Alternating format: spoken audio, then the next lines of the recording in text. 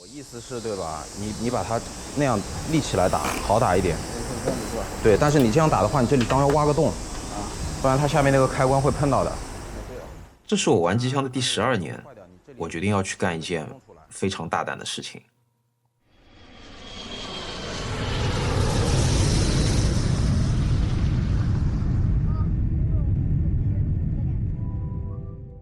此行的目的地是广州市从化区，它可能是整个广州最没存在感的区，但有一件事它可以冠绝全球。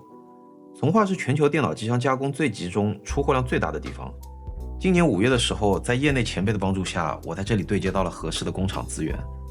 我想把我这次机箱的诞生过程全程用纪录片的形式记录下来，分享给大家。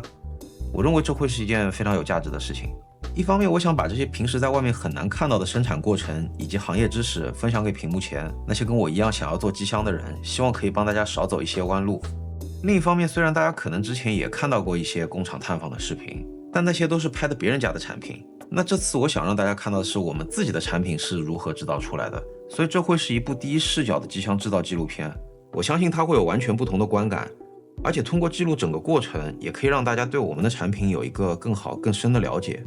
我给这部片子取了个非常贴切的名字，叫做《我在从化造机箱》。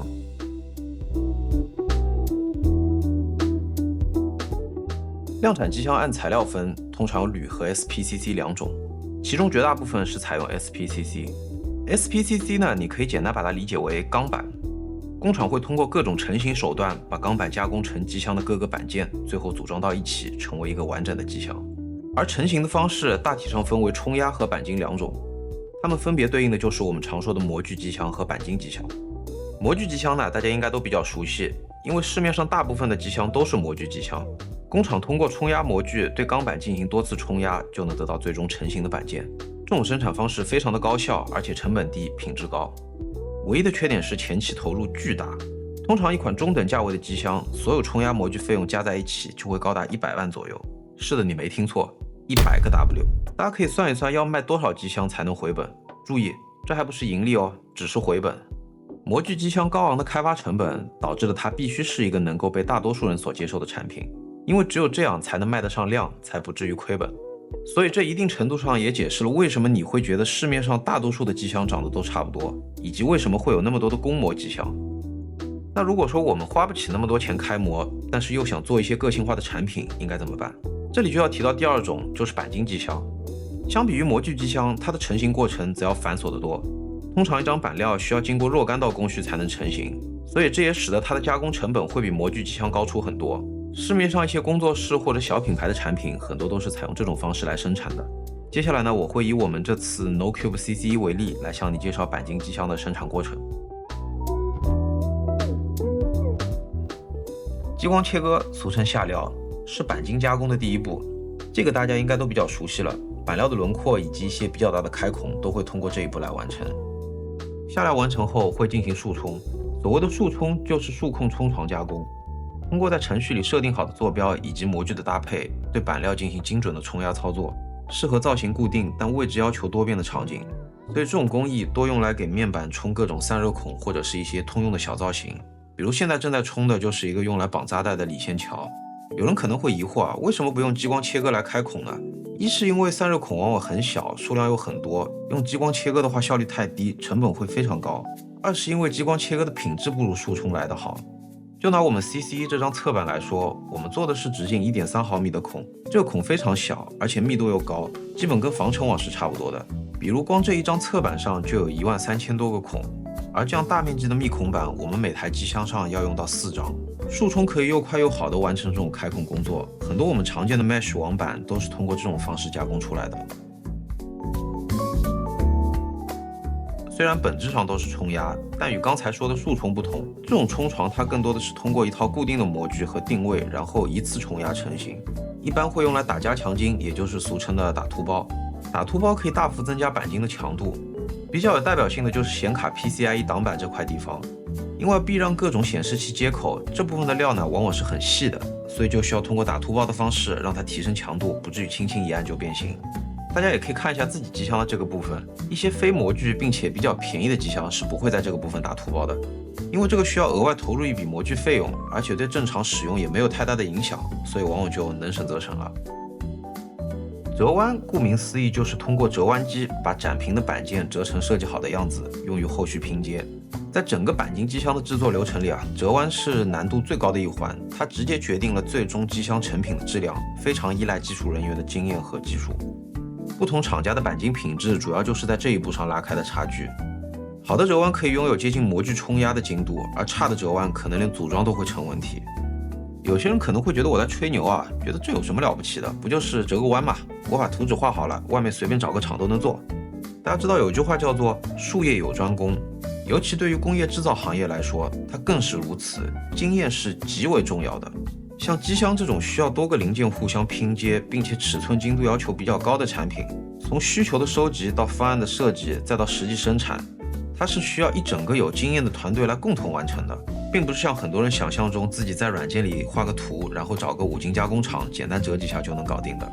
如果你也曾经尝试在网上找人做过钣金，尝试自己去做过机箱，你一定能体会到我刚才说的是什么意思。一个自己做着玩的东西和实际能拿出去卖的产品，品质标准是完全不一样的，更不用说成本控制之类的问题。这也是我为什么选择这家工厂的原因，因为它是在行业内为数不多专门在自己厂内设有钣金部门的机箱厂家，而且也是拥有一站式加工能力的厂家。也就是说，一个机箱从原材料到最后成品包装，全都可以在自己的厂内完成，几乎不需要外协加工。这样的好处在于，一方面产品的成本和品质会得到更好的控制，另一方面也可以让我们这种刚接触行业的人少交很多学费。除了以上提到的这些基本成型工序之外呢，有时候还会增加一些其他工序，当然这取决于你想要花多少成本在这台机箱上。比如大家都很熟悉的免螺丝快拆设计，这种设计需要通过球钉和卡扣的配合来完成。这里给大家简单介绍一下它的实现方式。首先需要通过压铆的方式把球钉固定到钣金上，然后再对钣金进行翻边。这样的话呢，从外侧就看不到任何固定的痕迹了。而卡座则需要先切割出相应的轮廓，再通过模具压出这种桥位。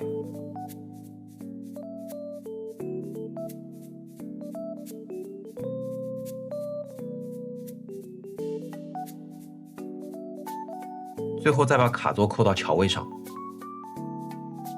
所以你别看这个小小的快拆设计，其实它是会增加不少额外的物料和人工成本的。所以大家就能理解为什么通常好一点的机箱才会用这种设计，便宜的机箱就是打孔加螺丝的固定方式。那我们 CCE 的话呢，这次是在顶板以及两边的侧板，包括内部的冷排架，全都使用了快拆的设计，拆装起来是非常方便的。以上这些就是钣金成型环节中比较常用的工序，如你所见每一步都是需要人工参与的，而且非常考验操作人员的技术水平，稍有不慎呢，就可能会准账报废。所以钣金机箱可以说是一个纯人工的生产过程。很显然，与模具机箱相比，它的加工稳定性更低，效率也更低，成本还更高。那既然这样，我们为什么还要选择它呢？对于我来说，答案很简单，就3个字：可能性。毫不夸张地说，如果没有钣金机箱，那个100万的模具费用会将99%想要做机箱的人拦在门外。钣金机箱的存在给了我们这样的初创品牌或者小团队一个能够做机箱的可能性，尽管它并不完美。但做产品就是这样的，不存在完美，只存在取舍。抓住你最想要的东西，同时也不得不放弃一些东西。好的产品经理一定是深谙取舍之道的人。有句话说得很好，一个试图让所有人都满意的产品，最后往往会得罪所有人。于我而言，因为我是玩 mod 出身的，所以对我来讲，独特的外观和新颖的玩法是我最看重的部分，是我不想舍掉的东西。我玩了这么多年机箱，始终认为市场上需要有人去做一些不一样的东西。很多消费者呢，他也是真的想要一点不一样的东西。那这也是我把品牌名叫做 NoCube 的初衷。我希望我们家的机箱不只是一个方方的铁盒子而已，它应该更独特一些，或者说它应该有 NoCube 自己的产品哲学在里面。不过话说回来，独特这2个字说起来很轻松，而实际执行的时候却是困难重重。自己做着玩当然没有问题，想怎么做都可以，但是一旦涉及到工业化生产，涉及到成本，涉及到效率，涉及到标准，你就会发现有的时候即使只是做一些小小的创新都是非常困难的。这种难不单单是技术实现上的难，更多的是对接不到合适的愿意配合你的工厂资源。因为你要知道，从投入产出比的角度来说，所有的工厂都想要接那种成熟的订单，就就是那种已经做过很多次，订单量又大，问题又少，可以不用动脑子直接开干的订单。反之，像我们这种刚刚起步、资金不多但要求非常多的创新小项目，从工厂的角度来讲，并不是好项目，所以往往就会特别难以推进，非常依赖工厂对你的支持力度。所以这次我也是非常感谢工厂的老板王世水王总，他在这次项目上给予了我非常大的支持。水哥从事机箱行业呢已经20多年了，经验非常丰富，他是一个热爱产品的人，并且也愿意投入精力去帮我们解决产品上的问题。这个最关键的就是你这个位置折下来，这里一定要跟我折成直角，然后这里会闭空一点给你，这边空隙啊，或者走负公差，你尽可能折成直角，你折直角，我这个玻璃就不会爆了。你看现在玻璃是爆的嘛，折开的嘛，是吧？刚才会爆啊。说实话，如果没有他的帮助，我想 CC 不会这么快落地。即便我是一个已经玩了10多年机箱的人，一个自认为对机箱还是比较了解的人，但是在工业制造方面，我基本上就是一个小白。我们以前总说一个道理，叫做做到要比知道难100倍。这次项目经历也让我更深刻地体会到了这句话的含义。做机箱是一件看似简单，实际一点都不简单的事情。你不可能光靠玩过几个机箱，看过几个测评视频就原地成为专家。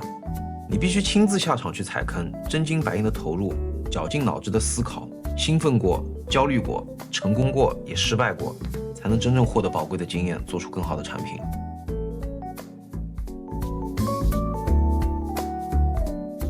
喷粉就是给板件上色，但它呢和喷漆是不一样的，它喷的是一种树脂粉末，全称叫做静电粉末喷涂工艺。通常在钣金完成以后就会拿去喷粉。我们的产品被安排在当天一早进行喷粉，所以为了拍摄到第一时间的画面，那天我是一早就来到了工厂。现在我们来到的就是喷粉车间，可以看到整个流水线是由链条带动的。喷粉的流程大致上可以分为清洗、喷粉、烘烤、冷却这4步。整个过程能展示的其实不多，因为喷粉的时候人是不能进到喷房里面去拍摄的。工人会先把板件挂到钩子上，然后板件就开始顺着这根长长的链条进入到喷房，依次进行上述的步骤。镜头中正在缓缓进入喷房的就是我们 CC1 的主机板，也就是这块。整条喷粉线的长度据说是在700米左右，跑完一圈大概需要40分钟。所以40分钟后，等你在出口处再次见到它的时候，就已经是完成上色的状态了。这个时候呢，板件会继续顺着链条往前走，回到起点处，然后由另一组工人挨个取下，包装好，防止表面刮伤。我们来随机抽查一个，看看效果如何。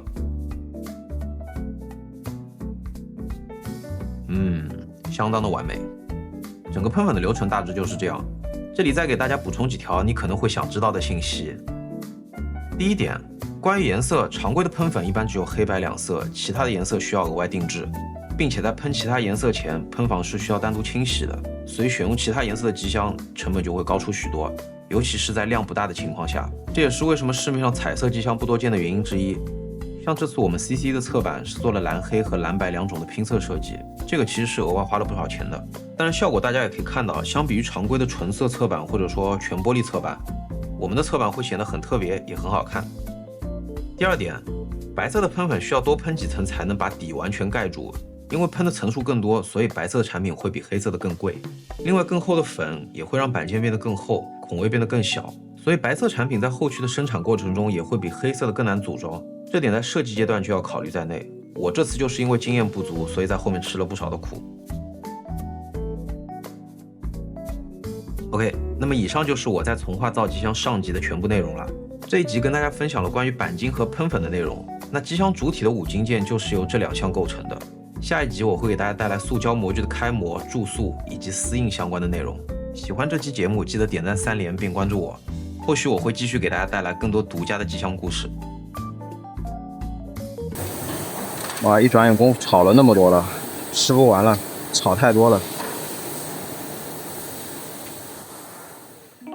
大家好啊，我是 NoCube 的产品经理小丸。上一期视频啊，我分享了电脑机箱制造中关于钣金和喷粉的内容。那今天这期视频呢，要给大家带来的就是注塑与丝印的内容。首先，什么是注塑？相信很多人都听说过这个词。简单来说呢，就是将融化的塑料注入模具内，待冷却成型后取出，这种制造方式就被称之为注塑。塑胶的特性使得它可以满足各种立体或者是小细节的设计，所以在造型上的发挥空间就会很大。像我们这次 CC 在设计上是参考了经典的 Walkman， 所以外观上它会是一款复古风格的产品，跟现在主流的极简风格会很不一样。那么复古数码产品的一大特点啊，就是各种实体按键，比如这种调节音量的推子，老设备上所特有的高高凸起的大颗按键，还有丰富的造型细节以及大量装饰线的运用，这些都是复古产品的特征。塑胶不仅可以很好的还原出各种造型细节，还可以通过不同的晒纹使整体设计显得更有品质感和层次感。当然，实现这一切的前提就是得依赖模具。工程师会根据我们零件的造型来设计模具，再由工厂加工出来，这个过程就被称之为开模。整个开模的过程呢，一般需要40到50天。我们 CC 这次一共是开了3套注塑模具，现在我手边的这个就是我们前面版的模具，它也是3个中最大的那一个，它的大小呢大概跟一个小冰箱是差不多的。不过你别看它体积不大，实际它的重量要超过1吨，单看这个分量你就知道它的造价一定不便宜。那么开完模具之后呢，会进入到试模环节，也就是试做一些样品来做装配测试，如果需要调整的话，还会再进行修模。这里师傅正在拆开我们的模具，准备修模。拆开以后呢，可以看到这个小小的模具里面啊，也是内有乾坤的。这个呢叫后模，这个叫前模，还有后面的顶针等等。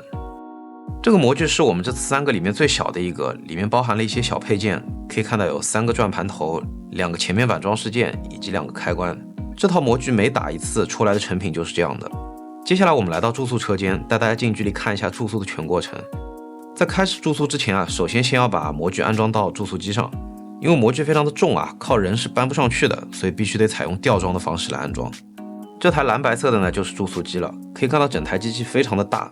我们的模具装上去之后呢，在整个机器上来说，其实只是占很小的一部分。模具安装到注塑机上之后呢，还需要做一些准备工作。你现在看到的是正在给模具接水管。那么这个水管是用来干什么的呢？其实它的原理应该跟机箱里的水冷是差不多的，就是通过循环的冷却液把模具内的热量迅速带走，是给刚注塑完成的产品降温用的。再来呢，还要擦油，因为模具在平时不用的时候，为了防止内部腔体生锈，是需要涂上一层防护油的。在开始注塑之前，要尽量的把油擦干净，不然打出来的产品表面就会沾上油污。经过一些程序的设置啊，注塑就要正式开始了。工人会先把塑胶颗粒倒入料桶内，然后就开始加工。这个呢，就是我们注塑要用的原材料了。可以看到，经过加热啊，注料口已经开始冒烟了。我们需要先把塑胶颗粒加热至熔融状态，才能注入模具。当然，在正式注入模具之前啊，还需要检查塑胶的状态，来进一步确认是否达到可以注塑的标准。这个过程呢，有点像铁板炒面。好，咱们的前面板出来了啊。师傅在简单检查过后呢，直接就给扔掉了。好好的为什么要扔呢？我们捡起来看一下。哦，原来是因为产品表面有很多的油污。大家还记得刚才说要把模具表面的油擦干净吗？因为有些比较小、比较犄角旮旯的地方啊是擦不到的，所以只能通过这样多打几次，不断的把残留的油给带走。那么在经过10几20次的报废之后呢，终于是比较干净了。可以看到此时啊，品质已经是相当不错了。跟喷粉一样啊，在颜色方面呢，常规的注塑也是只有黑白2色，如果想要其他的颜色呢，则需要定制。比如咱们这次开关所用到的橙色，工厂会根据你需要的颜色来配置色粉，再按一定比例混合，就可以得到你想要的颜色。在正式生产的时候呢，其实整套注塑流程是全自动的，机械手会把成型的产品从模具中夹出，放到一旁的传送带上。传送带的另一头呢，则会有工人按要求把零件的水口剪掉。到这里呢，整个注塑流程就全部完成了。丝印全称丝网印刷，它是通过一种名为丝印网板的东西来实现的印刷技术。详细原理呢，大家感兴趣的可以去搜一下。第一次看到丝印的人啊，可能会觉得很神奇，只要在网板上这么轻轻一刮，图案就直接印上去了。丝印对于整个机箱来说，算是整个制造过程中非常微不足道的一环。因为这个工艺它本身没有太多的技术含量，对机箱的整体外观呢也几乎没啥影响，大部分时候只是起个标识的作用。那么为什么我这边要单独拿出来说呢？因为我们这次机箱上的丝印实在是太多了，它可能是目前为止你见过丝印最多的机箱。常规的机箱呢，一般只会用到1到2张网板，主要用于前置 I/O 口的印刷。而我们这次用了几张呢？我们用了6张网板。但这么做并不是在无脑比拼数量啊，而是有意为之的。因为复古数码产品一个非常鲜明的特征啊，就是大量的印花，这也是很多人钟情于复古风格的一大原因。那种经过精心设计排版的印花，不但不会显得凌乱，反而会给人一种精妙且复杂的设计感。这种设计与现代的极简风格是完全不同的。在开始撕印之前呢，先要调整网板，也就是通过调整网板的位置，让图案与成印物对齐，以达到更精准的印刷效果。调整好之后呢，就可以开始批量操作了。对于熟练的撕印师傅来说，印刷速度是非常快的。印刷完成后的产品啊，会被放到传送带上，再经过2次高温烤箱的烘烤固化。经过固化后的油墨呢，就没有那么容易剐蹭掉漆了。那么整个撕印的流程到这里也就全部完成了。OK， 那么以上就是我在从化造机箱下集的全部内容了。这一集呢，跟大家分享了关于模具注塑和撕印的内容，加上之前上集介绍的钣金和喷粉，整个机箱加工环节就已经全部介绍完毕了。那么之后呢，其实就只剩下装配和打包了。我原计划这个系列呢，一共是打算做3集的，但是我看了一下素材啊，装配部分的素材并不是很多，而且说实话呢，其实挺枯燥的，就是重复的在流水线上面打螺丝，我觉得可能不太适合单独做成一期视频了，所以我不确定还会不会有下一期哦，或者说下一期我们换一个形式，做一期关于机箱的答疑啊，或者说是项目复盘之类的，总之我暂时也不太确定。那么喜欢这期节目呢，记得点赞3连并关注我，后续会继续给大家带来更多关于机箱的独家故事。我是小丸 NoCube 的产品经理，我们想要去做一些与众不同的机箱，希望你会喜欢。我们下期再见。